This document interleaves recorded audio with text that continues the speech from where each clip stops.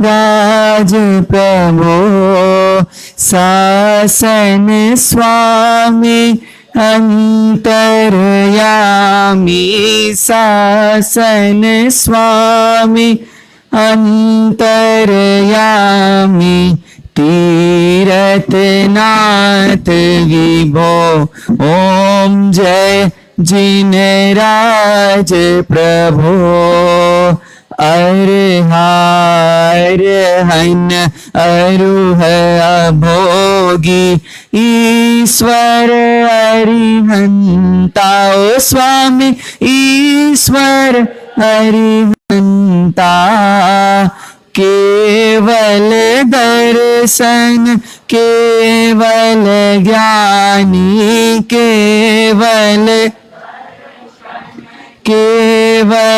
ज्ञानी योगी जयवंता ओम जय जिनराज प्रभो सत्य सनातन सुध सुखाकर शंकर शिववासी ओ स्वामी शंकर शिववासी अजर अमर अज अतुल बलि हो अजर अमर अज अतुल बलि हो अविचल अविनाशी ओम जय जिनराज प्रभो परम पुरुष परमात्म पद कज प्रियतम प्रियकारी स्वामी प्रियतम वीतराग सुख शांति विधाता वीतराग सुख शांति विधाता भव भव भयहारी ओम जय जिनराज प्रभो तुम ही परम पिता परमेश्वर तुम ही शिवदाता ओ स्वामी तुम ही सहज सखा हो स्वामी तुम ही सहज सखा हो स्वामी मात तात भ्राता ओम जय अजब निराली शक्ति तिहारी महिमा अति भारी ओ स्वामी महिमा अति भारी चरण कमल में शीस झुकाते चरण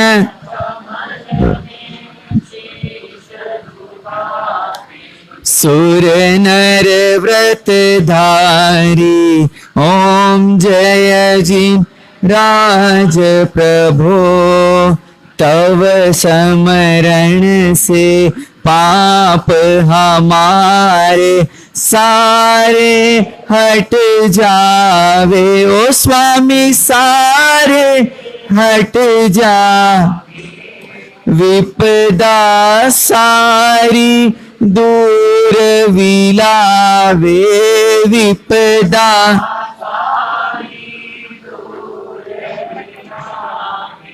वांछित फल पावे ओम जय जिनराज प्रभो आस हमारी पूर्ण करियो भव दुख दूर करो ओ स्वामी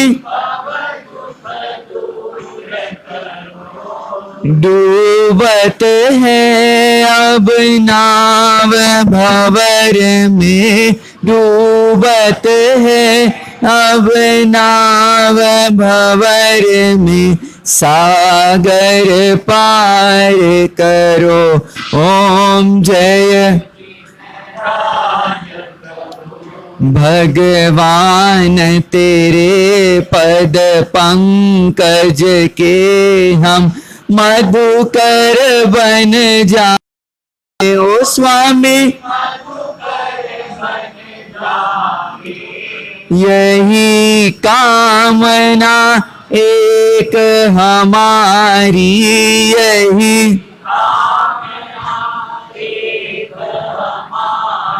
सत्य पर डट जावे। ओम जय ओ स्वामी जय जिन राज प्रभु, ओ स्वामी जय जिन राज प्रभु, शासन स्वामी अंतर्यामी, शासन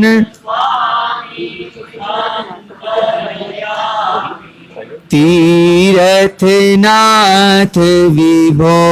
ओम जय जिन राज प्रभु।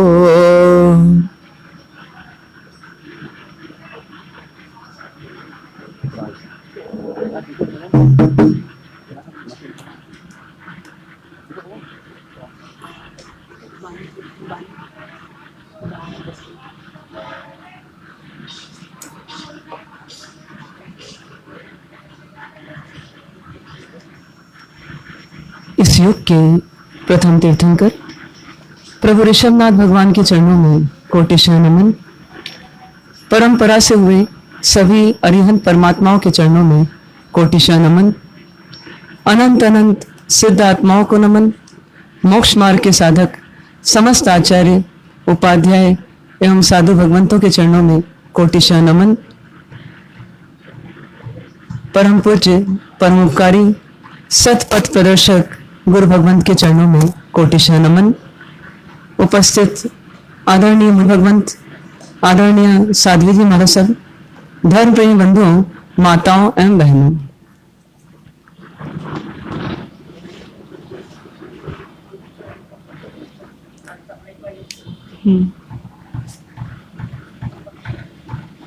संख्या बढ़ेगी तो करवा लेंगे आगे, संख्या बढ़ेगी तो आगे करवा लेंगे। हाँ करवा लें आगे। चातुर्मास काल में सावन और भादो ये 2 महीने ऐसे होते हैं कि जिसमें हम विशेष आराधना कर पाते हैं, और अधिकांश लोग पूरे वर्ष भर में इसी समय आराधना कर पाते हैं। इस ऐसा कहना भी अतिशयोक्ति नहीं है। बैठने वाले थोड़े आगे आ जाएं, गरीब से आगे बढ़ जाएं, ये जगह बीच की छोड़ दें।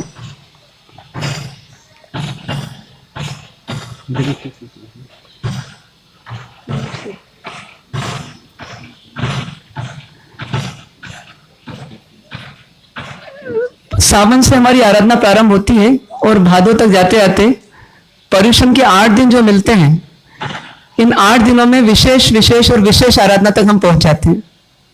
होता है ऐसा। इसी आराधना के क्रम में पर्युषण पर्व के बाद में अक्सर अपन तीर्थ के दर्शन करने, दादावड़ियों के दर्शन करने, गुरु महाराज के दर्शन करने, इस क्रम से बाहर निकलते हैं। आपसे पूछेंगे आज बीकानेर वालों से कि आप किस लिए पधारे, तो आप भी यही बोलेंगे कि हम दर्शन करने आए हैं। मंदिर क्यों जाते हैं, तो दर्शन करने जाते हैं। बहुत दूर सम्य शिखर जी के पहाड़ पर पार्श्वनाथ भगवान की टूप पर क्यों गए, कोई पूछे तो दर्शन करने गए। दर्शन करने का अपना एक विशेष महत्व माना जाता है। आज अपन इसी दर्शन को समझने का प्रयास करते हैं कि दर्शन क्या है और कैसे करना। जब आईने के सामने अपन जाते हैं तो आपसे से पूछे कोई क्या देख रहे हो, तो अपन क्या बोलेंगे कि मैं अपने आप को देख रहा हूं। कैमरा भी किस में देखता है, कैमरा हमें देखता है। लेकिन क्या वो सच देखता है, सब कुछ देखता है, या कुछ देखता है और कुछ नहीं देखता है? तो उत्तर मिलेगा, अपने को लगता है वो सब कुछ तो देख लेता है, आईने के सामने सब कुछ तो झलक जाता है, कैमरे के सामने सब कुछ तो दिख जाता है। लेकिन एक व्यक्ति एक्सरे करवाने जाता है, तो एक्सरे भी एक प्रकार का कैमरा ही है, लेकिन उस कैमरे में व्यक्ति के कपड़े नहीं दिखते, चमड़ी भी नहीं दिखती, मांस भी नहीं दिखता, दिखती है तो क्या दिखती है? हड्डियां दिख जाती हैं। दोनों कैमरे हैं, दोनों कैमरे में कुछ अंतर है, एक बाहर से देखता है, एक भीतर से देखता है। दोनों दर्शन ही कर रहे हैं, दोनों दर्शन ही कर रहे हैं, एक बाहर का दर्शन हो गया और एक भीतर का दर्शन हो गया। अब आपसे कोई प्रश्न करे, आज शाम को कोई पूछे कि आप कहां थे, तो आप बोलेंगे जयपुर थे हम। मान लीजिए शाम को आपका प्रस्थान हो जाता है, तो आप जयपुर थे। जयपुर में क्या करने गए थे? महाराज साहब लोगों के दर्शन करने गए थे। दर्शन हुए? हाँ, हो गए दर्शन, सच में दर्शन तो किया आपने। लेकिन फिर वो प्रश्न वापस उपस्थित हो रहा है कि दर्शन शरीर होता है, वो शरीर के दर्शन करके मान लेता है मैंने दर्शन कर लिए। जिसका लक्ष्य आत्मा होती है वो आत्मा के दर्शन करता है। वास्तव में किसे दर्शन करना चाहिए? शरीर के या आत्मा के? चमड़ी के या गुणों के? गुणों के। तो उसके लिए क्या करना पड़ेगा?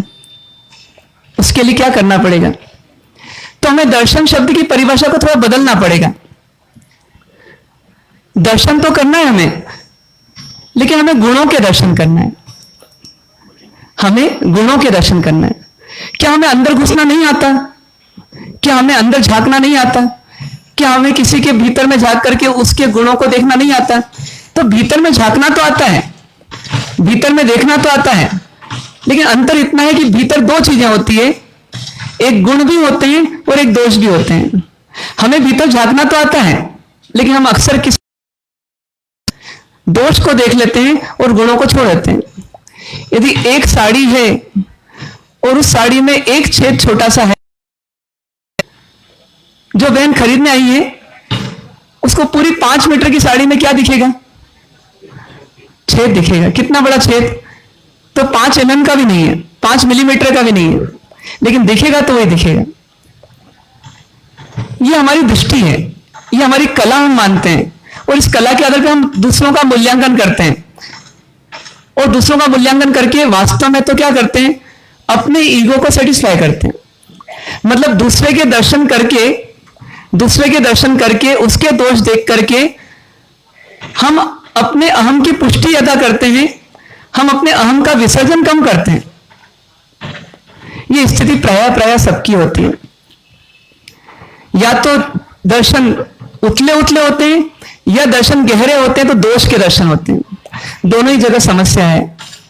दोनों ही जगह दर्शन परमात्मा की दृष्टि से वो अधूरे ही नहीं बल्कि गलत भी है। क्या करना चाहिए? क्या करना चाहिए? वास्तव में परमात्मा के दर्शन, सदगुरु के दर्शन, जिन वाणी के दर्शन, ये दर्शन अनमोल हैं। अनमोल ही नहीं बल्कि यूं कहें कि बहुत विरल हैं, बहुत मुश्किल से प्राप्त होते हैं, बहुत दुर्लभ हैं, इतने आसान नहीं है। अपन बीकानेर में है या अपन जयपुर में है, अपने को मंदिर जाना है तो अपन बोलते हैं कि बस 1 किलोमीटर दूर पे मंदिर है। लेकिन यही व्यक्ति कोई फॉरेन में हो, तो यूरोप की किसी एक कंट्री में हो और उसको जिनेश्वर परमात्मा के दर्शन करना हो सकता है उसको 4 देश छोड़ करके 5वें देश में जाना पड़े, तब जाकर के उसको किसके दर्शन हो? तो एक जिनेश्वर परमात्मा के दर्शन हो। ये सिर्फ मनुष्य गति में, उत्तम कुल में और आर्य देश में रहने का लाभ है हमारे को, कि हमारे को परमात्मा के, गुरु के, धर्म के दर्शन आसानी से हो जाते हैं। अन्यथा ये बहुत दुर्लभ है। नरक गति के जीव से पूछा जाए कि तूने आखिरी बार कब दर्शन किए थे परमात्मा के, तो 33 सागरोपम का यदि कोई दुख झेल रहा है, वेदना सह रहा है, तो वो शायद कभी अपने अवधि ज्ञान से बता सके तो बताए, तो बोलेगा कि मैंने तो कई सागरोपम पहले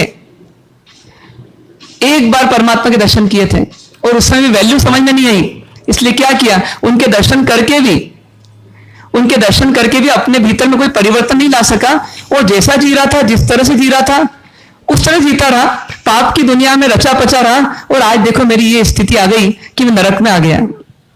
कारण क्या है? कारण सिर्फ एक ही है कि इस संसार में पाप करने के निमित्त मिलना बड़े आसान है और पुण्य करने के निमित्त मिलना बड़े कठिन है। पतन के निमित्त बहुत आसान है, उत्थान के निमित्त बहुत कठिन है। इसीलिए पतन के निमित्त ज्यादा मिलते हैं और हम बहुत जल्दी गिर जाते हैं, और गिर करके हम नरक, तिर्यंच आदि में चले जाते हैं। पर ये जो परमात्मा के दर्शन होते हैं, सदगुरु के दर्शन होते हैं, धर्म के दर्शन होते हैं, ये किस लिए होते हैं? ये वास्तव में पुण्य का उदय बनकर के हमारे जीवन में आते हैं, और यदि हमने इनका सदुपयोग कर लिया तो जीवन का उत्थान हो जाता है, और सदुपयोग नहीं किया तो जीवन का पतन भी हो जाता है। जयपुर कहीं सुनते हैं, सिर्फ सुना ही है, पता नहीं, लेकिन सुनते हैं कि सिद्धराजी डड्डा और उनका यहां से देवलोक होना हुआ, मिच्छा दुक्रम पालितना में तोते के रूप में जन्म, और तोते के रूप में रहते हुए परमात्मा के दरबार में पहुंचना, और वहां पर जाकर के उनकी हथेली में मरण को प्राप्त होना, और उसी जीव का वापस यहां पर जन्म होना, और जन्म होकर के मनुष्य जीवन मिलना, आर्य देश मिलना, मनुष्य जीवन मिलना, उत्तम कुल मिलना, और उसके साथ साथ देवगुरु धर्म का सानिध्य मिलना बहुत मुश्किल है। किसी किसी जीव के साथ ऐसा हो सकता है। अधिकांश जीव तो मनुष्य जीवन में आकर के भी परमात्मा के दर्शन नहीं कर पाते, गुरु के दर्शन नहीं कर पाते, और वापस खाली हाथी चले आते हैं, और पापों को जत्थाबद्ध इकट्ठा करके फिर उसको भुगतने के लिए चले जाते हैं। एक व्यक्ति कोई एक दिन फ्रॉड करता है, कोई एक दिन भावावेश में आकर के मर्डर कर देता है, कोई एक दिन आकर के किसी पर वार कर देता है, और कई बार जेल हो जाती है, और सालों उसको वहां गुजारना पड़ जाते हैं। क्या कारण? कि एक दिन की गलती। ऐसे कि ऐसे ही ये दर्शन यदि हमने सही नहीं किए, और सही के नहीं किए, तो स्थिति ऐसी है कि इन दर्शनों के अभाव में, मतलब देवगुरु धर्म के दर्शन के अभाव में, ये जीव जिनके दर्शन करता है सिर्फ पाप ही सीखता है, और पाप सीख करके पाप का बंद करके फिर भुगतने के लिए लंबे काल के लिए चले जाता है। क्या करना चाहिए? क्या करना चाहिए? दर्शन तो करना, लेकिन दर्शन कैसा करना? दर्शन ऐसा करना कि वास्तव में पाप का नाश हो जाए। अपन बोलते हैं ना कि दर्शनम देव देवस्य दर्शनम, और दर्शनम, और उसके आगे बढ़कर दर्शनम मोक्ष साधनम। ये क्रम बता दिया कि दर्शन भी क्रमशः, जैसे कैमरे से एक्सरे ज्यादा फाइन है और एक्सरे से लेजर ज्यादा फाइन है, वो तो हड्डी में भी घुस जाता है। तो ऐसे कैसे दर्शन भी क्रमशः क्या होता है कि पहला दर्शन यदि देवगुरु धर्म का किया तो सबसे पहला उसका लाभ यह मिलना चाहिए कि हमारे जीवन से क्या जाना चाहिए? पाप नाशनम। मतलब दर्शन किया है, यदि देख लिया है किसी को, तो हमारे जीवन से क्या जाना चाहिए? पाप जाना चाहिए। परमात्मा की सिर्फ प्रतिमा देखने मात्र से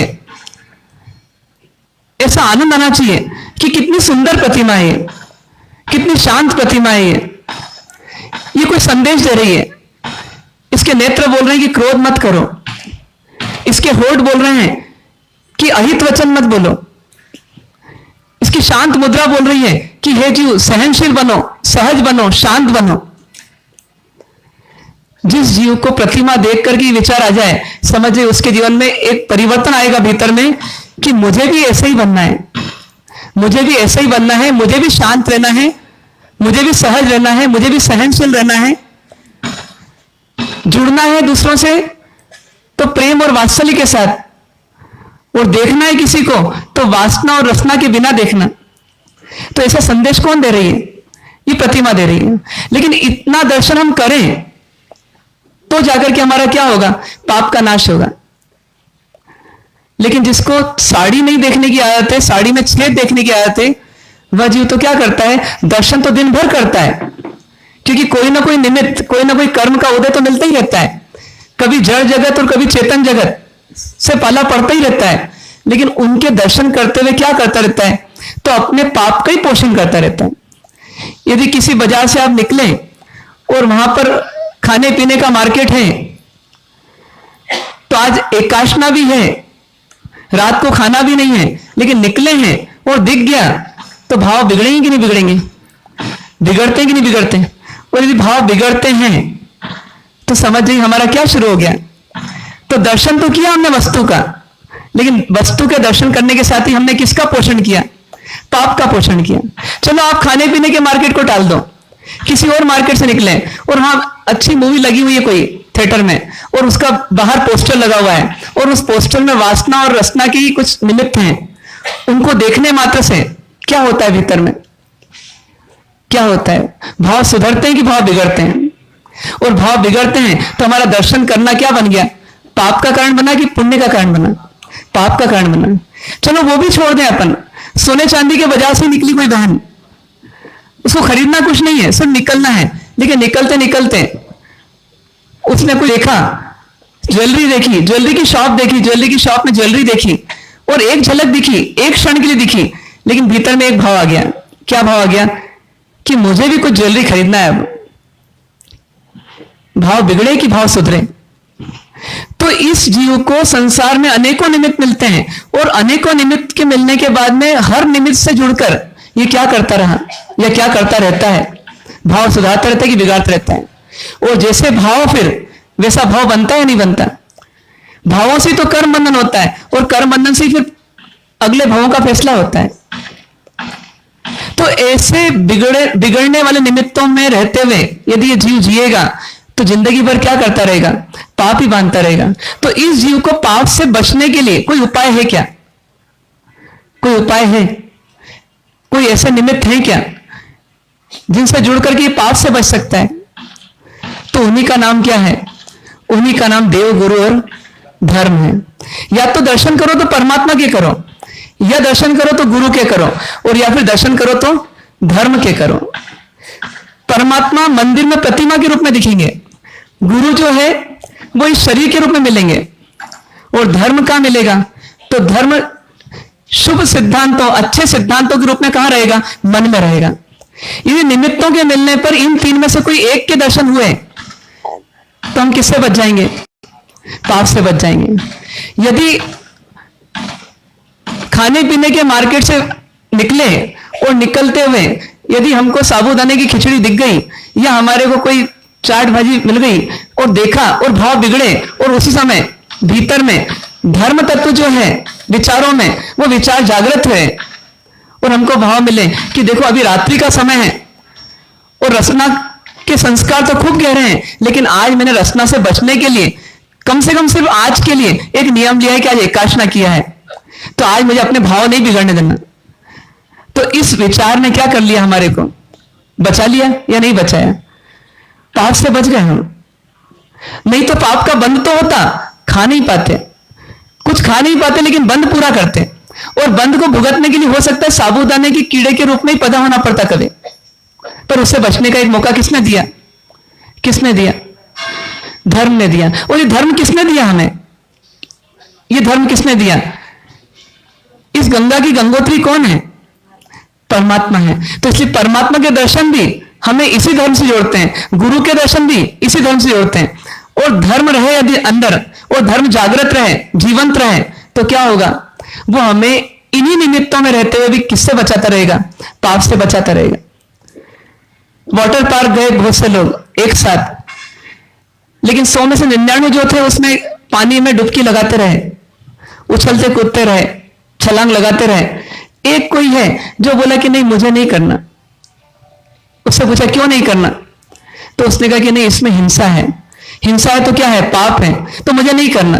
तो उस भाव ने, उस विचार ने उस जीव को बचाया नहीं बचाया? आज नहीं दिख रहा है कि वो बच गया, आज तो लग रहा है कि करुणा का पात्र है, देखो हम सब ने मजा लिया, वो सिर्फ यही बचा रहा। लेकिन भविष्य क्या बताने वाला है? कि ये सब फंसे और वो बच गया जीव। क्यों बच गया? किसने बचाया? ये धर्म तत्व ने बचा दिया।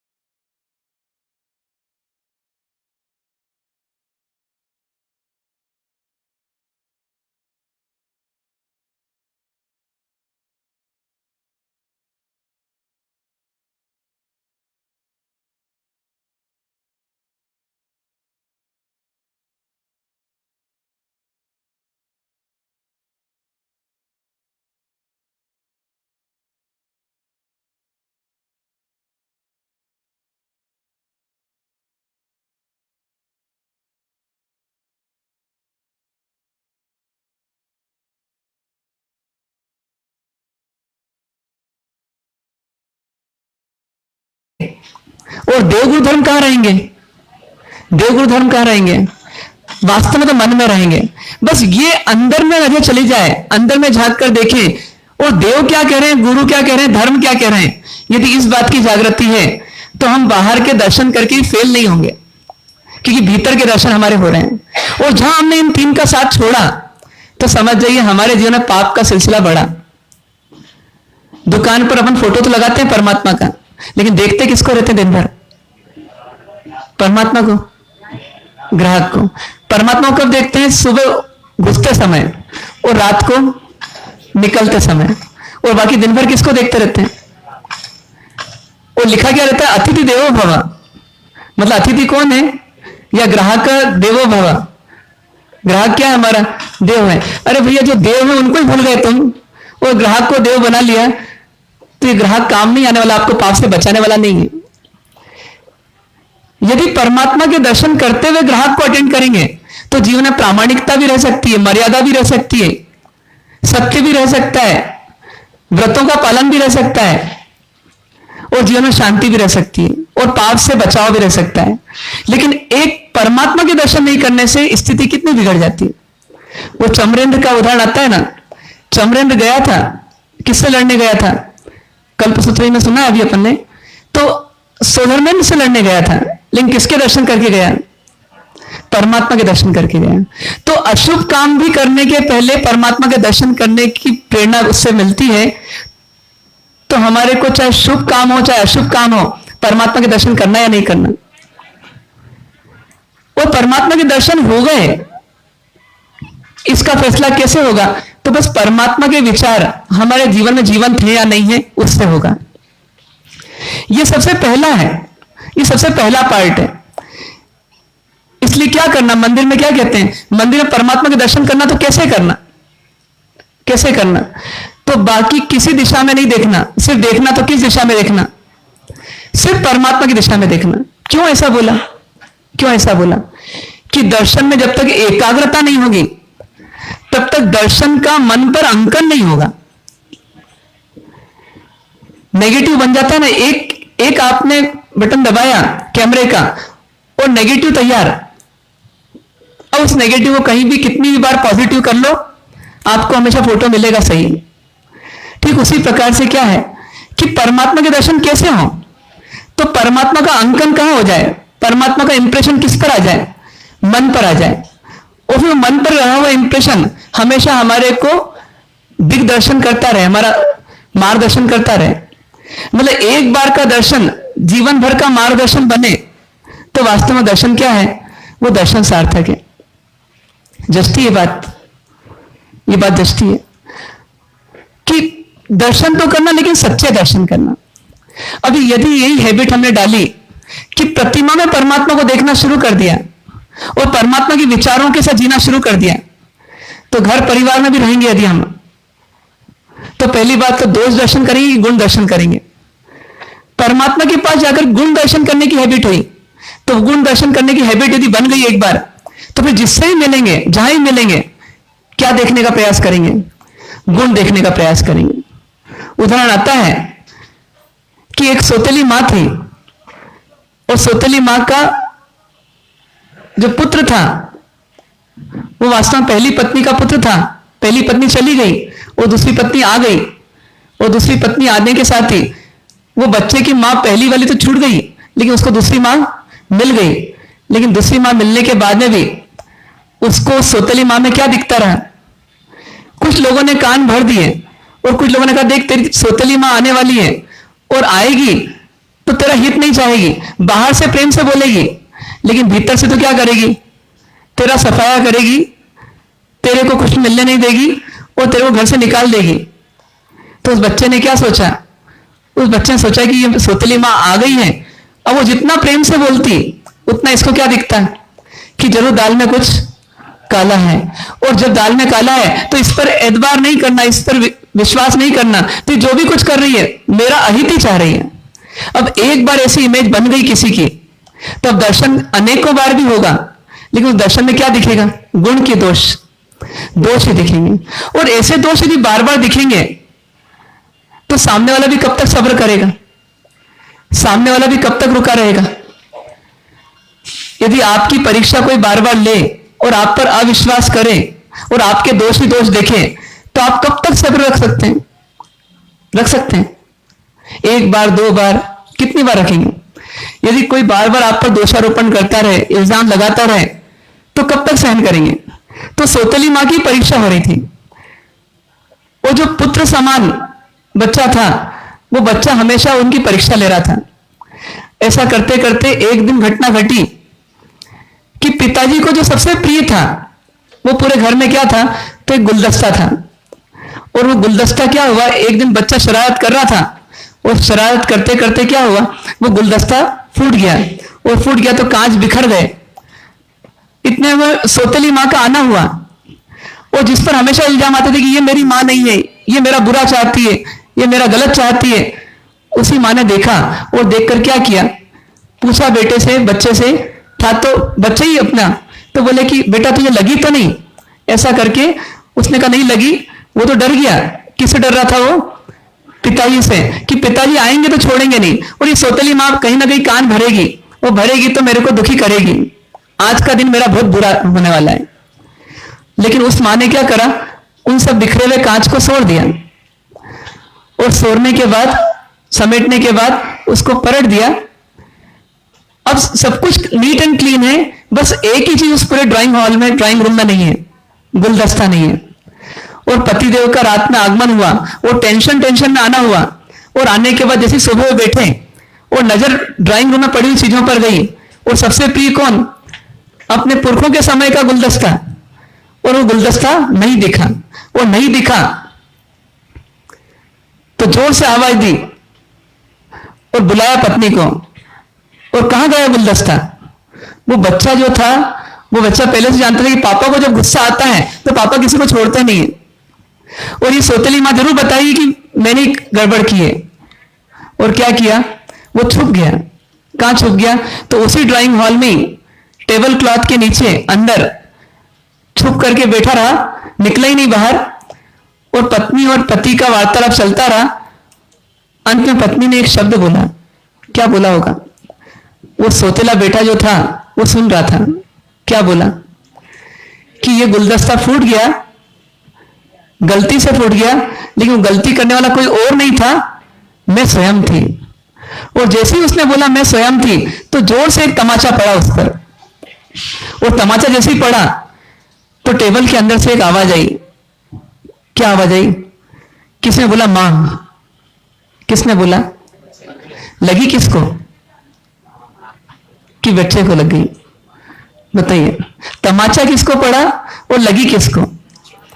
तो लगी बच्चे को और तमाचा किसको पड़ा? मां को पड़ा। लेकिन मां ने क्या किया? मां ने इतना धैर्य रखा, इतना सब्र रखा कि वो बच्चा उसको कई लंबे समय से सौतेली मां मान करके उस पर इल्जाम लगाता रहा, उसको अपनी मां मानने से इनकार करता रहा। लेकिन इस मां ने क्या किया? सब्र रखा। तो इसके भीतर में जो गुण था वो किसको दिखाई दे गया? उसकी ममता किसको दिखाई दे गई? उसका वात्सल्य किसको दिखाई दे गया? बच्चे को दिखाई दे गया। तो सोचिए, उस बच्चे को पहले भी तो वही मां मिली थी, लेकिन उसको क्या नहीं दिख रहा था उस समय? वात्सल्य नहीं दिख रहा था। उस वात्सल्य की जगह क्या दिख रहा था? कि जरूर इसके भीतर में छल होगा, कपट होगा, माया होगी। ये बाहर कुछ है, अंदर कुछ है। कैसी जबरदस्त इमेज बनी थी। एक बार इमेज बन जाती किसी चीज की, किसी व्यक्ति की, फिर निकलती कि नहीं निकलती? अपने जीवन में कितने ही लोग ऐसे होंगे जिनके बारे में हमारी गलत इमेज चल रही होगी। ऐसे तो हर व्यक्ति के प्रति हमारी कोई ना कोई गलत इमेज चलती रहती है। जब तक इच्छाओं की पूर्ति हो रही है तब तक साथ में दिखते हैं, और साथ में दिखते हैं तो राग रंग में दिखते हैं, तो ऐसा लगता है हम सब एक हैं। हम सब एक होते हुए एक दूसरे राजी भी हैं। लेकिन जब थोड़ी सी इच्छा पूरी नहीं होती है तो अंदर से एक गेट खुलता है, और उस गेट से क्या दिखने लग जाता है? सबको, सबके दोष ही दोष दिखने लग जाते हैं। जिस व्यक्ति को थोड़ी देर पहले अच्छा कहा, उसी व्यक्ति को ये जीव थोड़ी देर बाद बुरा कह देता है, उसकी गलतियां कह देता है। क्यों कह देता है? क्योंकि अपने स्वार्थ की पूर्ति नहीं हुई। जैसे स्वार्थ की पूर्ति नहीं होती तो ना पत्नी अच्छी है, ना पति अच्छा है, ना बच्चा अच्छा है, ना बहू अच्छी है। तो क्या दिखने लग जाता है फिर? दोष ही दोष, दोष ही दोष। लेकिन परमात्मा के दर्शन करें यदि आपने, गुरु के दर्शन करें यदि आपने, धर्म के दर्शन करें यदि आपने, तो उसका परिवर्तन, उसका प्रभाव किस रूप में दिखना चाहिए? किस रूप में दिखना चाहिए? अपन क्या करते हैं, एक मच्छर भी आया तो मच्छर को मसल देंगे, चमड़ी पे बैठे हुए मच्छर को उड़ा देंगे, मसलेंगे नहीं। क्या करेंगे, साइड से उंगली ले जाएंगे, नाखून भी नहीं लगे, और उस मच्छर को धीरे से निकाल दो और उड़ा दो उसको। क्यों ऐसा करते हैं? मतलब उसका बुरा नहीं चाहते, उसका बुरा नहीं चाहते, उसको दुख नहीं देना चाहते, ये भाव में जी रहे हैं हम। तो जब हमारे स्वार्थ की पूर्ति नहीं हो तो हम दोष देखते हैं किसी के, तो दोष देख करके हम उसकी हिंसा करते हैं या नहीं करते, या उसे प्रेम करते हैं? हिंसा करते हैं हम। ये हिंसा नहीं होगी यदि उसके प्रति हमारा क्या भाव रहे, गुणों का भाव रहे। एक मच्छर को देख करके हम क्यों नहीं मारते? क्योंकि हमको लगता है बेचारा मच्छर पहली दुर्गति में जी रहा है, पहली तिर्यंश गति की वेदना सह रहा है, तो इसको मारो मत, इसको धीरे से बचा लो। एक चींटी भी चढ़ जाती है तो जो शावक जी कुछ भी धर्म नहीं करते, वो भी क्या करते हैं, रुमाल में चींटी को लेकर के साइड में करते हैं, या मकोड़ा आ जाता है तो साइड में करते हैं, उसको मसलते नहीं है। क्यों? क्योंकि बेचारा लगता है, करुणा का पात्र लगता है। मतलब उसमें दोष नहीं दिख रहा है, ऐसा लग रहा है कि ये तो लाचार है, ये लाचार है। तो इसीलिए परमात्मा क्या बोलते हैं कि एक बार सत्य के दर्शन हो जाएं, देवगुरु धर्म के दर्शन हो जाएं, तो निश्चित तौर पर हमारे को तो सर्वात्मा सम दृष्टि दो, आ वचन में हृदय लखो। मतलब हर जीव में क्या लगना चाहिए, अपने समान दिखना चाहिए, मेरे समान ही है। और जब मेरे समान लगेगा तो उसके प्रति क्या भाव आएगा? दुर्भाव आएगा, हिंसा का भाव आएगा, झूठ का भाव आएगा, चोरी का भाव आएगा, दोष दृष्टि का भाव आएगा? नहीं आएगा। बस ये यदि हमने कर लिया तो समझिए हमने क्या कर लिया, हमने जीवन में सत्य के दर्शन कर लिए। मतलब दर्शन जो हम करते हैं और दर्शन जो आपको बताया, इन दोनों दर्शन में कुछ अंतर है क्या? इन दोनों में कुछ अंतर है क्या? परमात्मा की पूजा करके आए और भोजनशाला में पहुंचे और भोजनशाला में दाल ठंडी है, तो बताइए हम तो गर्म नहीं होंगे? यदि परमात्मा के सही दर्शन किए हमने तो परमात्मा इतने शांत दिखेंगे, चंदन से शीतल दिखेंगे। तो वो दर्शन ये सच्चे किए होंगे हमने, तो हम बाहर भी उनके दर्शन करते रहेंगे। वो बोलेंगे द्वेष नहीं करना, क्रोध नहीं करना, उबलना नहीं, क्या करना, शांत होकर के जो है उसको स्वीकार करना। जो दाल बाहर में ठंडी अभी यदि गरम गरम ही मिलती तो अंदर जाकर क्या बनती? ठंडी बनती। तो जब ठंडी बनना ही जिसको, तो ये ठंडी पहले ही मिल गई तो क्या दिक्कत है? और उल्टा शरीर को उसको ठंडा करने में सब एनर्जी लगाना पड़ेगी। तो अपने को ठंडी दाल मिल रही तो और क्या चाहिए? हो सकता है कि ऐसी दृष्टि हो सकती है। दोष दिखे ही नहीं, और दिखे तो गुण दिखे संसार में, और परमात्मा के, गुरु के और धर्म के दर्शन हमेशा होते रहें, ऐसा प्रयास कर सकते हैं क्या? जब ये प्रयास हम करते हैं तो पहली स्टेज में क्या होता है, दर्शनम देव देव से दर्शनम पाप नाशनम होता है। फिर दूसरी स्टेज में क्या हो जाता है,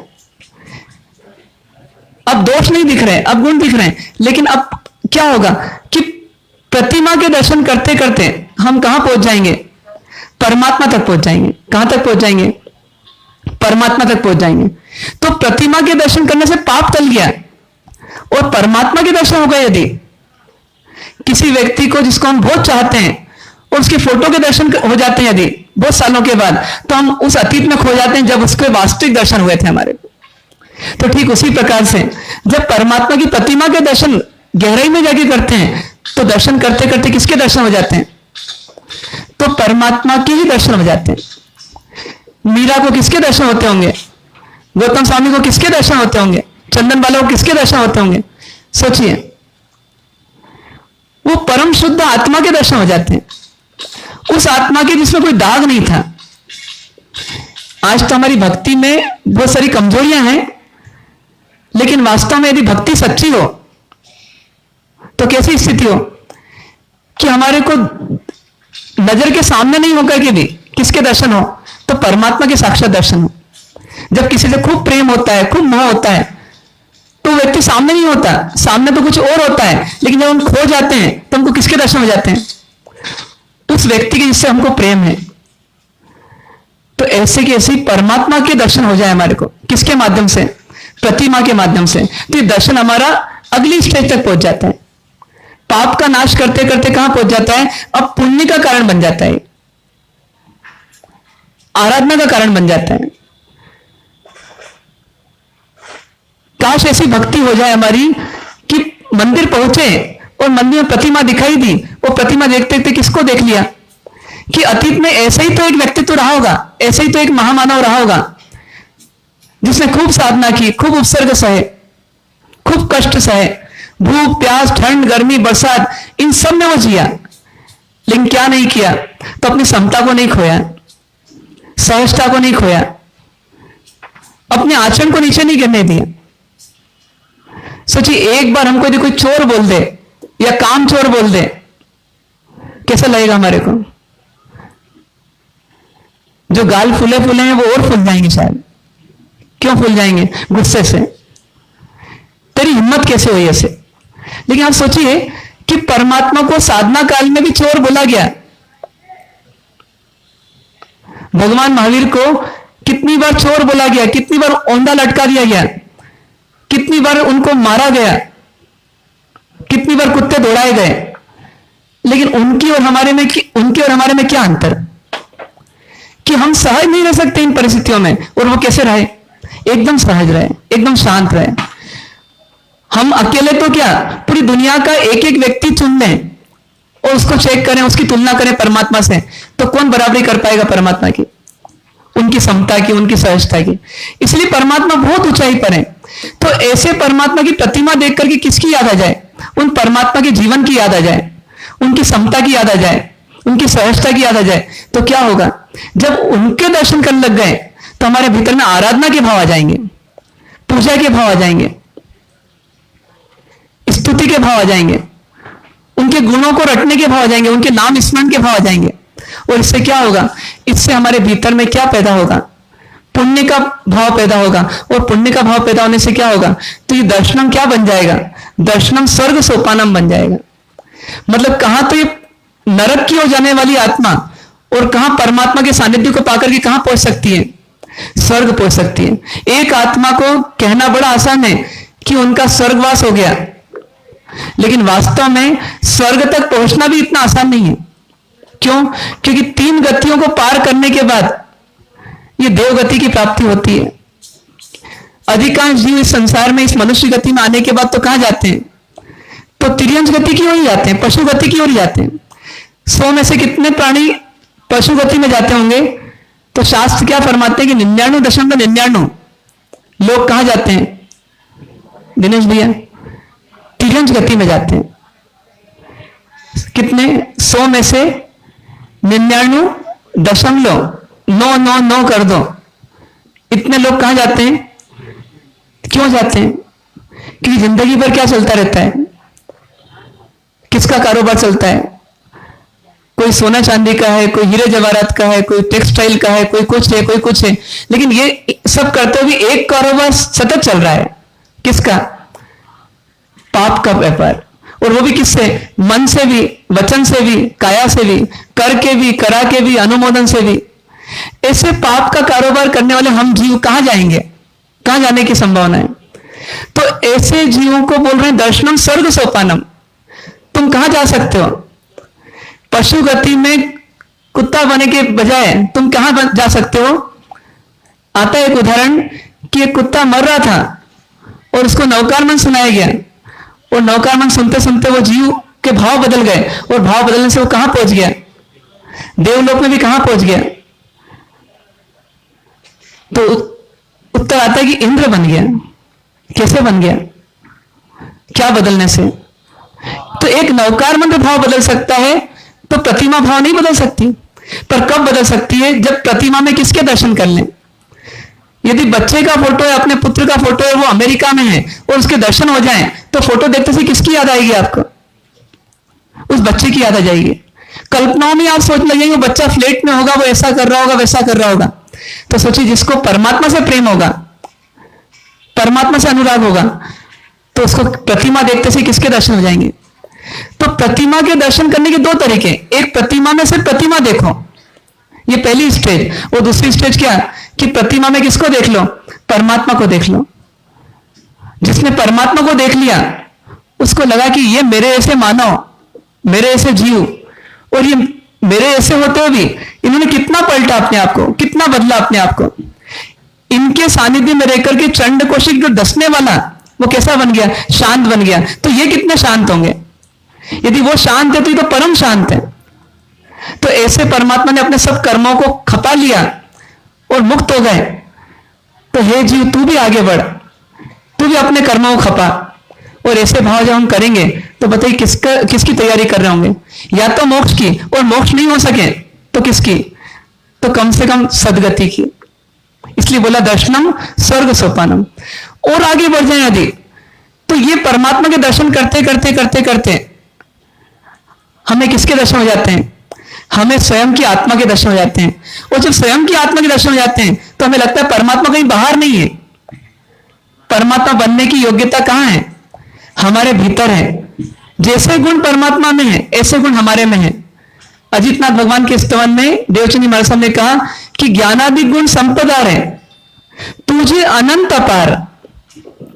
हे परमात्मा, तेरे पास जो ज्ञान, दर्शन, चारित्र, सुख आदि गुणों की शक्तियां हैं, गुणों की संपत्ति है, वो कैसी है? अनंत और अपार है। लेकिन ते सांभलता ऊपनीर है, रुचि तेने पार होता है। जब तक तुमको नहीं देखा था तब तक तो मेरी रुचि थी कि मैं सिकंदर बनूं, मैं अंबानी बनूं, मैं अदानी बनूं। लेकिन जैसे ही तुमको देखा तो एक रुचि हो गई, एक इंटरेस्ट हो गया डेवलप। कैसा? कि ते सांभलता, उन गुणों को सुनते सुनते, उन गुणों को देखते देखते, उन गुणों को निहारते निहारते एक भीतर में भावना हो गई कि रुचि तेने पार उतार। मतलब इस अपार को भी क्या कर लूं? पार कर लूं। समुद्र में डूबता हुआ प्राणी क्या चाहेगा? बस जिंदगी में एक ही आस, एक ही प्यास कि मैं पार पहुंचाऊं। बस ऐसी जिसको लगे मैं संसार समुद्र में डूब रहा हूं और परमात्मा जैसा व्यक्ति तो मिल जाए, मौका मिल जाए, तो क्या भावना होगी कि बस मैं पार हो जाऊं।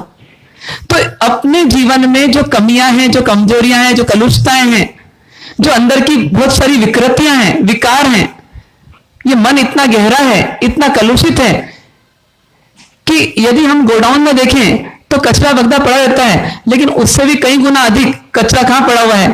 इन मन में, विचार जगत में पड़ा हुआ है। तो ऐसे मन को साफ करने के लिए, ऐसे मन को निर्मल करने के लिए एक परमात्मा तुम मिल गए मेरे को। अब मैं क्या करूंगा? अपनी आत्मा में जो तुम्हारे समान योग्यता है उसके बल पर क्या करूंगा? अपनी कषायों को, अपनी कलुषताओं को, अपनी गंदगियों को निकाल बाहर फेंकूंगा। ऐसे भाव के साथ जो जीता है, जो आत्मा तक पहुंच जाता है परमात्मा के दर्शन करते करते, ये तीसरा दर्शन हो गया। तो तीसरा दर्शन कहां तक पहुंचाता है? तो मतलब दर्शनम मोक्ष साधनम, मतलब ये साधन किसका बन गया? मोक्ष का साधन बन गया। वो आदित्य कुमार ने क्या किया? आदित्य कुमार ने प्रतिमा के दर्शन करने के बाद दीक्षा क्यों ले ली? प्रतिमा की पूजा कर लेते और वापस अपने काम में लग जाते, थोड़े आगे क्यों बढ़ गए? क्यों आगे बढ़ गए? उसका उत्तर एक ही है कि उन्होंने सिर्फ प्रतिमा के दर्शन नहीं किए, प्रतिमा के माध्यम से परमात्मा के दर्शन नहीं किए। वास्तव में तो परमात्मा के दर्शन करते करते किसके दर्शन कर लिए? अपनी सोई हुई शक्तियों के दर्शन कर लिए कि हे परमात्मा, मेरे अंदर भी यही शक्तियां हैं, बस ये सुप्त हैं, अभी इनको जागृत करना है मुझे। क्या करूं? बस जिस पथ पर आप चले हो उसी पथ पर मैं चलूंगा। तो जो भगवान महावीर ने कुछ समय पहले किया था वो काम किसने कर डाला? वो काम आदित्य कुमार ने कर डाला। तो अंत में जाकर क्या हुआ कि भगवान महावीर जहां पहुंचे वहीं वो अनार्य देश में जन्मा आदित्य कुमार ही पहुंच गया। किसके बल पर? कि उसने उन परमात्मा में किसको देख लिया? अपनी आत्मा की सोई हुई शक्तियों को देख लिया। इसलिए अपन दर्पण पूजा करते हैं कि दर्पण देखते देखते, दर्पण के दर्शन करते करते किसके दर्शन कर लें अपन? तो हम बोलते हैं परमात्मा के दर्शन। वास्तव में परमात्मा के दर्शन नहीं है, उस आईने में जो परमात्मा दिख रहे हैं उसको देखकर मुझे ये लगे कि ऐसा ही तो मैं हूं। इसलिए भावना उठे कि तुम समान बन जाओ, मैं भगवान तुम समान बन जाओ। तो ऐसे भावों के साथ जब हम दर्शन करते हैं तो वास्तव में हम सही दर्शन तक पहुंचते हैं, सत्य दर्शन तक पहुंचते हैं। तो जो जिन शासन हमको मिला है ये जैन शासन हमको मिला है, इसमें सबसे पहली शुरुआत ही कहाँ होती है? आराधना की। किसी को आराधना शुरू करना है तो सबसे पहला काम क्या करते हैं? देखिए, जन्म होता है, मरण होता है, परण होता है, तो सबसे पहले दर्शन किसके करवाते हो आप? किसके दर्शन करवाते हो? जन्म हुआ तो बच्चे को दर्शन कराने लाते हैं, मरण हो जाता है तो खुद दर्शन करने आ जाते हैं उठाने के रूप में, और परण होता है तो जो कहीं मंदिर नहीं जाता या जाती, वो दोनों को साथ में लेकर कहाँ जाते हैं? तो किस लिए लाए? किस लिए लाए? क्योंकि एक रिवाज है। वास्तव में इसके पीछे हमारे पूर्वजों की एक सोच है कि आप कोई सा भी काम करो, कोई से भी प्लेटफॉर्म पर जियो, श्रावक रहो या शमन रहो, लेकिन आप किसको ना भूलो? परमात्मा को मत भूलो, क्योंकि ये सबसे पहली सीढ़ी है। इसीलिए आज आप लोग जो इस उद्देश्य से आए हैं, और इसी उद्देश्य से दादा बड़ियों के दर्शन भी करेंगे आप, तो थोड़ा चिंतन करना है कि हम दर्शन तो अनेकों बार किए होंगे, नहीं किए होंगे ऐसा नहीं है। अनेकों साधु साध्वियों के दर्शन किए होंगे, अनेकों दादा बड़ियों के दर्शन किए होंगे, अनेकों तीर्थों के दर्शन किए होंगे, लेकिन हमारे दर्शन में हमेशा हमेशा कुछ न कुछ रही। हम आंखों से ही देखते रहे और हम मानते रहे हमने दर्शन कर लिया, लेकिन वास्तव में दर्शन किससे करना है? हमारे को हृदय से करना है। और उस दर्शन में क्या चाहिए? सिर्फ कैमरे जैसा उतला उतला तस्वीर नहीं चाहिए, बल्कि क्या चाहिए? एक्सरे निकालना है। और एक्सरे निकाल कर क्या देखना है? तो दोष नहीं देखना है, बल्कि क्या देखना है? गुण देखना है। और गुणों की शुरुआत कहां से होगी? किसके दर्शन से होगी? तो सबसे पहले देव, गुरु और धर्म, इन तीन के दर्शन से होगी। और इन तीन के दर्शन करके जब हम आगे बढ़ेंगे तो जगत में जितने जीव दिख रहे हैं उन सबके क्या दर्शन होंगे? गुणों के दर्शन होंगे। तो कोशिश करना है आपको, हमको सबको, कि हम सच्चे दर्शन तक पहुंचे। इन्हीं शुभ भावों से विराम। ओम शांति शांति शांति। वचन वचन दूर करो, ये थोड़ा दूर करो। प्रभु परमात्मा देवाधिदेव भगवान महावीर स्वामी के शासन में 24 तीर्थंकरों को वंदन, सभी आचार्य भगवंतों को वंदन, पाठ पे विराजित सभी मुनि भगवंतों को वंदन। आपको, हमको, सबको अवसर मिला, पर अवसर मिला, कौन सा अवसर मिला? मनुष्य भव का अवसर मिला। पर मनुष्य भव के अवसर को सही रूप में समझने वाले विरले व्यक्ति होते हैं। मनुष्य भव पाने के बाद भी जीव को सबसे ज्यादा अपनापन अपने शरीर के प्रति, धन के प्रति, धरती के प्रति, सम्मान और सुविधा के प्रति, जब तक भाव में बाह्य आत्मा के लक्षण है, जब तक हम भाव में बाह्य जगत को महत्व देंगे, बाह्य जगत को देखेंगे, बाह्य जगत को दिखावेंगे और बाह्य जगत को मानेंगे और दूसरों को भी अपने पुण्य कर्म के वैभव से प्रभावित करेंगे, वहां तक हम धर्मी कहलाते हैं, पर धर्मी हो नहीं सकते। जब तक आत्मा की रुचि नहीं होगी, वहां तक असली परमात्मा की भक्ति भी नहीं होगी। अभी आपने गुरु भगवान के माध्यम से सुना। और मात्र आत्मदर्शन के लिए मनुष्य भाव ही है, पर हमारा भाव जगत बाह्य जगत में इतना ज्यादा रचा पचा है। अनंत काल की यात्रा में बाह्य जगत के रूप में जीवन को जाना और बाह्य जगत के रूप में जीवन को माना, और जब जो शरीर मिला उसी शरीर में मैं बुद्धि और उसी शरीर से संबंधित संयोगों में मम बुद्धि और मोह बुद्धि। अनंत काल की यात्रा में भवन में जीवर घूम चुका, कण कण को जीवर देख चुका, मृग सम मृग तृष्णा के पीछे मुझको न मिली सुख की रेखा। सोचा करता हूँ भोगों से बुझ जाएगी इच्छा ज्वाला, परिणाम निकलता है लेकिन मानो पावक में घी डाला। बाह्य जगत में हमारी आत्मा अनंत काल से राग द्वेष के बंधन में ही रुचि रखती है, राग को उपादेय मानती है, द्वेष को हे मानती है, जबकि राग और द्वेष दोनों ही हमारे संसार परिभ्रमण के मुख्य कारण है। और राग द्वेष का मुख्य कारण मिथ्यात्व है। और मिथ्यात्व किसे कहते हैं? मैं बुद्धि। किसमें मैं बुद्धि? मेरा रंग, मेरा रूप, मेरा नाम, मेरा परिवार, मेरा मकान, मेरा धन, मेरी धरती। छूटने वाले संसार को जीव इतनी ताकत से पकड़ता है, इतनी ताकत से पकड़ता है, पकड़ता ही नहीं, पकड़ के अकड़ता भी है, देख के दिखाता भी है, और बार बार मोह माया की जिंदगी में ही लिप्त रहता है। इसलिए मनुष्य भाव मिलने के बाद भी, जैन धर्म मिलने के बाद भी, वीतराग शासन मिलने के बाद भी, और वीतराग धर्म के अनुयायी साधु संत मिलने के बाद भी हमारी आत्मा का आकर्षण आपके सामने पाठ पे विराजित मुनि भगवंत,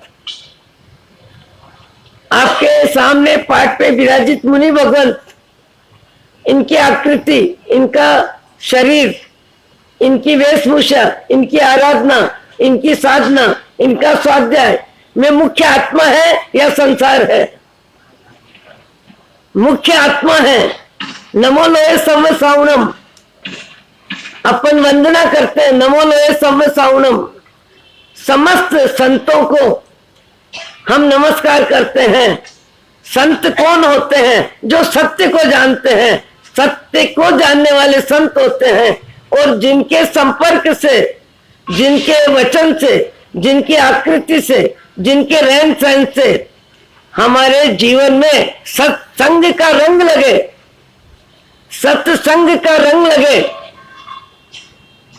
वो सत्य जीने वाले, जानने वाले संतों का लाभ हो, वही वास्तव में दर्शन है। बाकी तो व्यवहार दर्शन है, रिवाज है, प्रीति है, भक्ति है, और साधु संतों का संपर्क बार बार जीवन में होता है। मुझे भी बीकानेर संघ में चातुर्मास करने का मौका सन 58 में मिला था। सन 58 में उस समय सहजानंद जी महाराज शिववाड़ी में विराजते थे, और ज्यादातर अगरचंद जी, शुभराज जी आदि नाटा परिवार उनके प्रति श्रद्धालु श्रावकों के रूप में उनको व्यवस्था देते थे, और नाटों की गवाड़ आदि सब में आना जाना, घूमना फिरना, दर्शन करना, गोचरी लाना जाना सब किया। और एक भैरूदान जी सेठ कोठारी की हवेली, और उनकी एक क्या थी मकान, जिसको क्या बोलते थे, कोठरी, उसमें हमारा चातुर्मास था।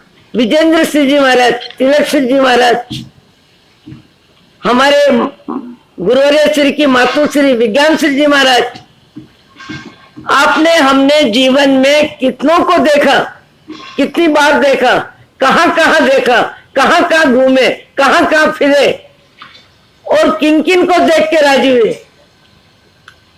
किन किन को देख के राजी हुए। महाराज साहब ने शुरू में क्या कहा? चमड़ी के दर्शन या आत्मा के दर्शन?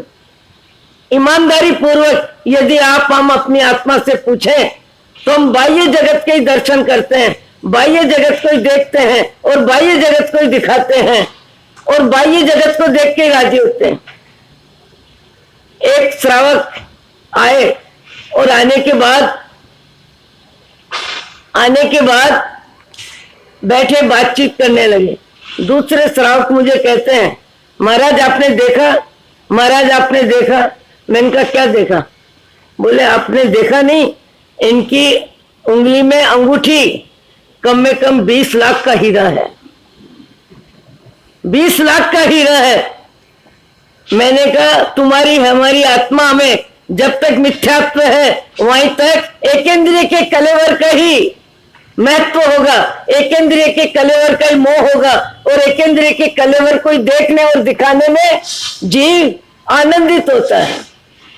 पर ये संसार कितना भी लुभावना हो, कितना भी अच्छा हो, कितना भी मधुर हो, कितना भी पुण्य का उदय हो, परिणाम क्या आता है? योग का उपयोग, सदुपयोग जो जितना कर लेते हैं वे ही भाग्यशाली हैं। बाकी तो संसार धरा रह जाता है, पड़ा रह जाता है। मुझे तो नहीं मालूम, पर आज भी कई मकान ऐसे होंगे बीकानेर में, कोठारियों की गवाड़ में, लालचंद जी बैराठी कोठारी हो या कोई भीकम चंद जी हो, क्योंकि हमारे विजेंद्र सिंह जी महाराज आदि उसी परिवार से दीक्षित हुए थे। मुझे याद है भैरूदान जी कोठारी की हवेली लोग देखने जाते थे। क्या देखते थे? कांच। क्या दिखाते हम? एक इंद्रिय का कलेवर देखते हैं और एक इंद्रिय का कलेवर दिखाते हैं। मैंने कहा भैया तुमको अंगूठी का महत्व तो समझ में आता है, पर उंगली है तो अंगूठी पहनी, उंगली नहीं होती तो अंगूठी कहां पहनते?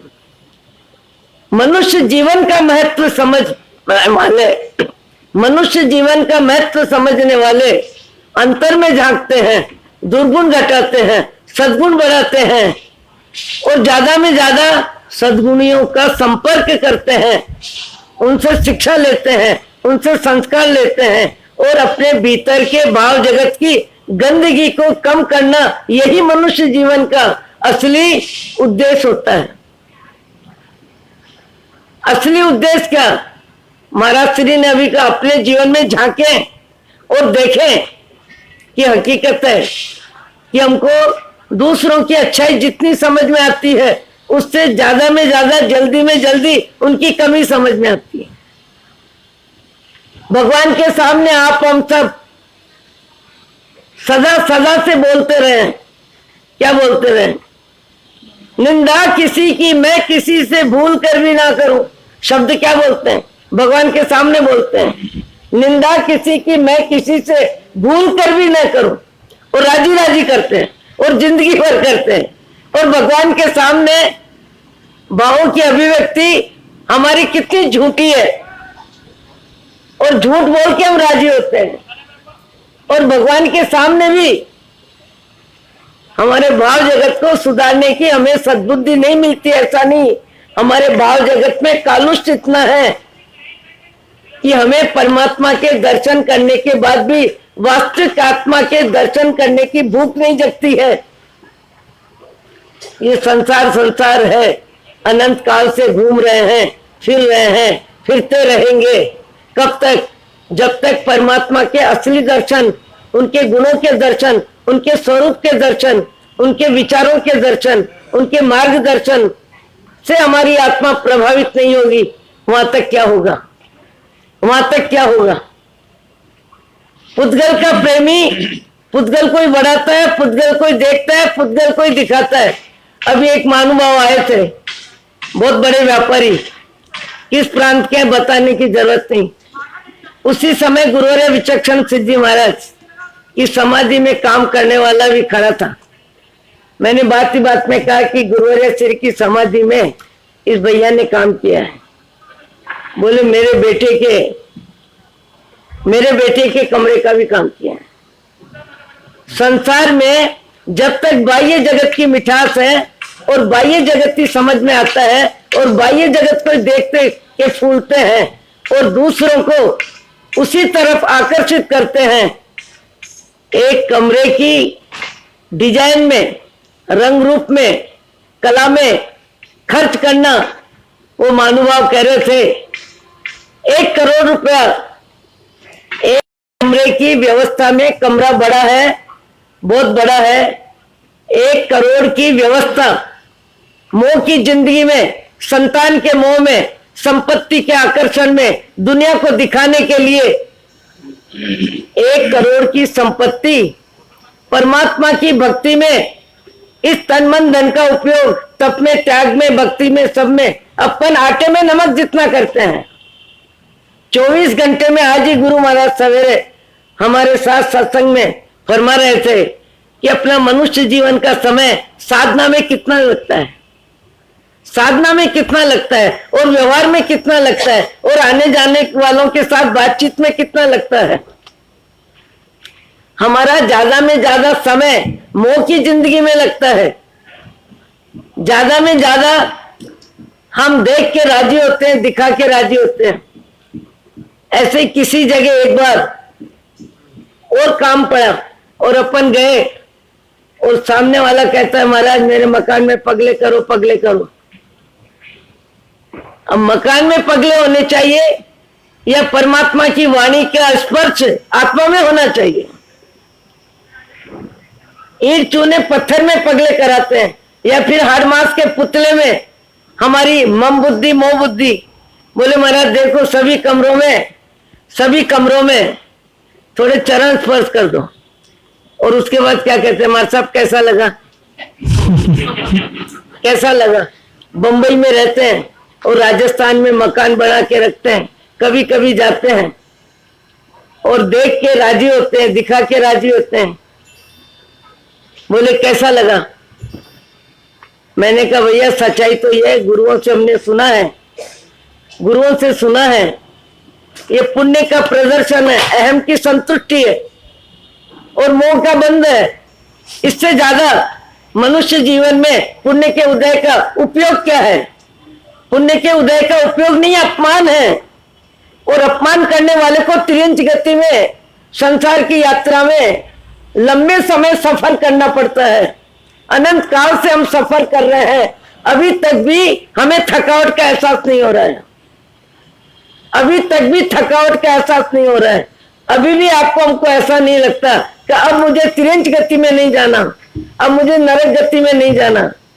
अब मुझे आत्मान्मुखी बन के सदगुरु की शरण में, आत्मशुद्धि के पुरुषार्थ में, परमात्मा की भक्ति में, सदगुणों के विकास में जीवन को पाप मुक्त करने का मार्ग ज्यादा में ज्यादा पकड़ना है।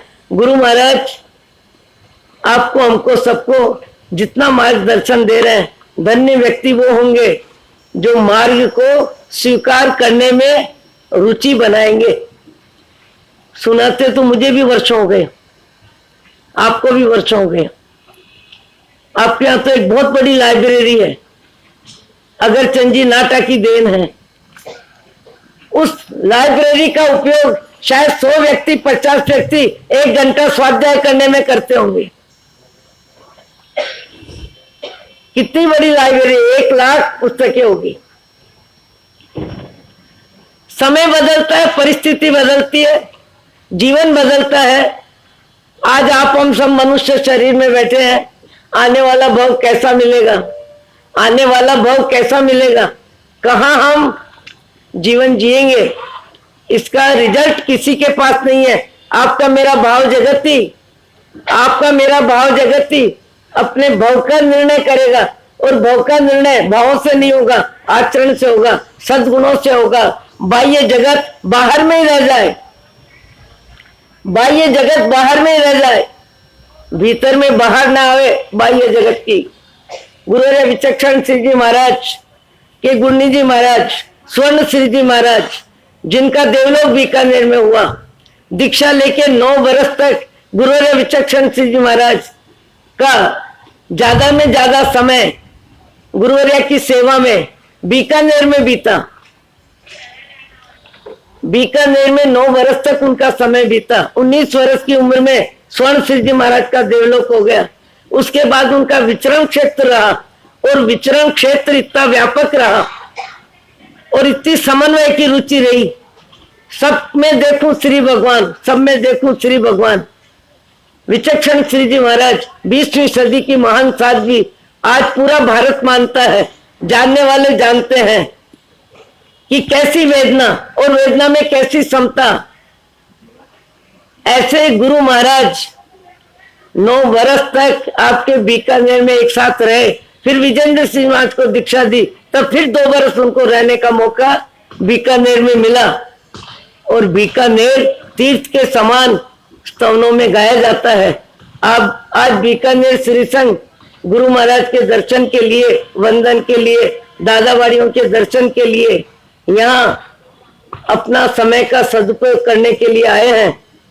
सबके प्रति शुभकामना, सद्भावना और अंतर मन से यही प्रार्थना, भगवान सद्बुद्धि दे कि हम देह देवल में विराजमान आत्मा को जाने, आत्मा को माने। आत्मा शरीर से निकली नहीं, संसार छोड़ छूट जाएगा, अपने संसार की फिल्म भी फिर अगली यात्रा में हमें दिखाई नहीं देगी। ये सच्चाई सब जानते हैं, सच्चाई को स्वीकार करे, उसको प्रणाम। ओम शांति। पचखंड तीव्र उपवास सूर्य हो गए अपत्र बच गई तीव्र परम असनम खाई सनतनम सुन पाणहर पोर्सिम साठ पोर्सिम उठ बच गई अनत नवनम सहसा गणम पच्छं कलम दिशा मौन सुतन वोसरई पोर्सी साठ पोर्सी एकासना व्यासना आइंबिल निवी उगर सुनोकार सिम पोर्सिम साठ पोर्सिम उठ बच गई जम पर असनम पाणु खाई सनतनम सहसा गणम पच्छं कलम दिशा मौन सुतनम आइंबिलम निवे वेग बच गई आतम देवलम किसु संकुत पश्चितम एकासना व्यासना बच गई जम पर असनम खाई सनतनम सागणम औंतम पसाम गुरोठ सुतनम वोसरई। महाराज साहब ने जो आपको व्याख्यान सुनाया, पर इनके व्यक्तित्व के बारे में, इनकी दीक्षा का परिचय, इनका भाव जगत के बारे में साध्वी श्री अभी आपके यहाँ चातुर्मास विचक्षण मंडल के साध्वी जी अक्षय निधि जी का व्याख्यान में आपने कभी कभी मुनि भगवंतों के जीवन के बारे में सुना होगा, नहीं तो 2 से 3 के बीच में मेरे साथ फिर समय बिताना हो तो ले लेना समय। मंगलम भगवान वीरो। शर्मण भगवान महावीर स्वामी के चरण कमल में कोटि से वंदन। चारों दादा गुरुदेव के चरण कमल में कोटि से वंदन। पाठ पे विराजित पूज्य महेंद्र सागर जी महाराज साहब, मणि सागर जी महाराज साहब अधिष्ठाना के चरण कमल में कोटि से वंदन। परम पूज्य मणिपुर जी महाराज साहब अधिष्ठाना के चरण कमल में कोटि से वंदन। आज महाराज साहब ने ज्ञान, दर्शन और चारित्र, इसमें वो दर्शन के बारे में इतना सारगंभित प्रवचन दिया जिसे हम सब सुनकर के बहुत प्रभावित हुए। मैं महाराज साहब के प्रति कृतज्ञता व्यक्त करता हूँ। हमारे यहाँ दूर दूर देशों से, दूर दूर शहरों से, कई राज्यों से हमारे गणमान्य अतिथि यहाँ पधारे हैं और इसी कड़ी में बीकानेर से हमारे विचक्षण महिला मंडल यहाँ पधारी है। मैं उन्हें आमंत्रित कर रहा हूँ यहाँ पधारे और एक भजन प्रस्तुत करेंगे। विचक्षण महिला मंडल बीकानेर से। एक विशेष सूचना, आराधना का अवसर श्री तीसरे दादा गुरुदेव जिन कुशल सूरी जी महाराज साहब की प्रत्यक्ष दर्शन स्थली मालपुरा तीर्थ के अंदर पूज्य श्री की निश्रा में आदरणीय साध्वी जी महाराज साहब की उपस्थिति में उपधान तप प्रारंभ होना जा रहा है। तारीख आपको पता है? कब से? 29 नवंबर 2021 से वहां पर महामंगलकारी उपधान तप प्रारंभ होने जा रहा है। आप सब तीर्थ के दर्शन करने के साथ ये भावना जरूर भाग के आए कि वापस हमें कहां आने का मौका मिले। मालपुरा क्या करने, उपधान करने, वापस मालपुरा आने का अवसर प्राप्त हो, ऐसी भावना करें। प्रथम और पहले थोड़ा ट्रायल लेना हो तो बीसड़ के माध्यम से इस दिवस के अठारिया बोली बीसड़ बोले, उसके माध्यम से एक प्रवेश प्रारंभ कर और आगे बढ़ सकते हैं। तो ऐसा महामंगलकारी उपधान तप 29 नवंबर 2021 से मालपुरा तीर्थ में चतुर्वेद संघ के साथ होगा। तो आप अवश्य भावना बनाएं, इस अवसर पर पधारें। आज नींद सा वरते देहाती ते ज्ञानी चरण हो वंदन गई ते ज्ञानी चरण हो वंदन गई। भाग्य आज जगे हमारे गुरुदर्श पाए, भाग्य आज जगे हमारे गुरुदर्श पाए। दिव्य मूर्ति दिव्य मूर्ति पानकारी गुरुवर भाग्य आज हो भाग्य जगे हमारे गुरु दरस पाए। एक लगन लगी थी दिल में कब पाए चलना, कब पाए चलना। वीरवाणी फरीदा का बह रहा झरना, बह रहा झरना। गुरु विरह में, गुरु विरह में ये मेरा मन झुलस पाया। भाग्य आज हो, भाग्य आज जगे हमारे गुरु दरस पाए। कब जाने दर्शन की मेरी टूटेगी अंतरा, टूटेगी अंतरा। आज सूर्य खिल गया है, मिल गए गुरुराम, मिल गए गुरुराम। दिल में, दिल में रहा आज मनोरथ, आज सफल हुआ। भाग्य आज हो, भाग्य आज जगे हमारे गुरु दरस पाए। अगनति को दूर हटा दो, करो सुविधिमान, करो सुविधि विकास।